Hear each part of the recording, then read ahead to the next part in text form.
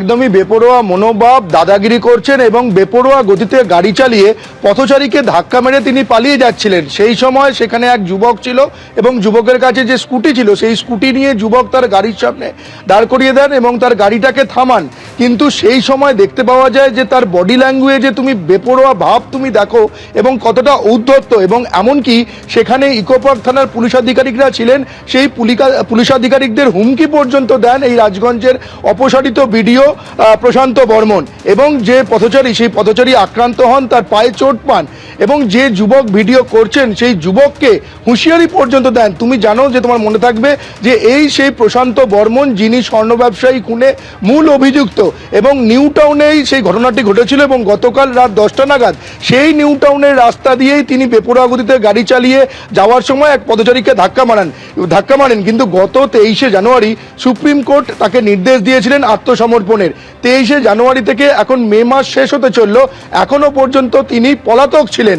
গতকাল পর্যন্ত তিনি পলাতক ছিলেন, অর্থাৎ জানুয়ারি থেকে মে মাস এই 4 মাস পলাতক থাকার পর গতকাল যখন তিনি বেপরোয়া গতিতে গাড়ি নিয়ে যাওয়ার সময় পথচারীকে ধাক্কা মারেন, সেই সময় তিনি হাতে নাতে ধরা পড়ে যান ইকোপার্ক থানার পুলিশ আধিকারিক এবং স্থানীয় এক যুবকের তৎপরতায়। স্থানীয় যুবক যখন তার মোবাইলে ফেসবুক লাইভ করতে শুরু করেন, সেই সময় তাকে দেখা যায় তিনি মুখে মাস্ক পরে তিনি গাড়ি থেকে নেমে আসেন এবং নেমে এসে তার যে বডি ল্যাঙ্গুয়েজ, সেই বডি ল্যাঙ্গুয়েজে তার বেপরোয়া ভাব একেবারে ঠিকরে বেরোয়। এবং তারপর যেটা আমরা দেখতে পাওয়া যায় যে ইকোপার্কের থানার পুলিশ আধিকারিকরা ওখানে থাকেন, তাকে আটক করে ভোরবেলা ভোর 4টের সময় ইকোপার্ক পুলিশ স্টেশনে অপসারিত বিডিও প্রশান্ত বর্মনকে নিয়ে আসা হয়।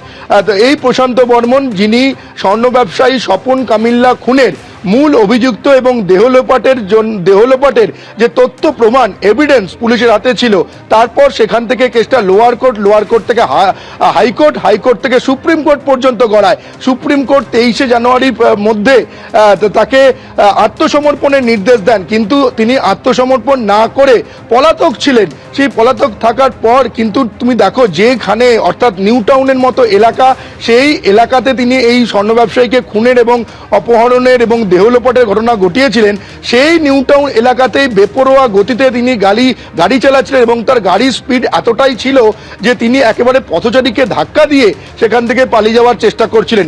যে পথচারীকে ধাক্কা মেরেছিলেন তাকে সেখান থেকে হাসপাতালে নিয়ে যাওয়া হয়, তার ট্রিটমেন্ট হয় এবং তারপর সেই পথচারী এই ইকোপার্ক থানায় সেই পথচারীকে নিয়ে আসা হয়, পুলিশ তাকে নিয়ে আসে। সেই পথচারীকে ধাক্কা মারলেন, অন্যায় করলেন, অথচ তারপর তিনি হুমকি দিচ্ছেন। কি ঘটেছিল দেখুন।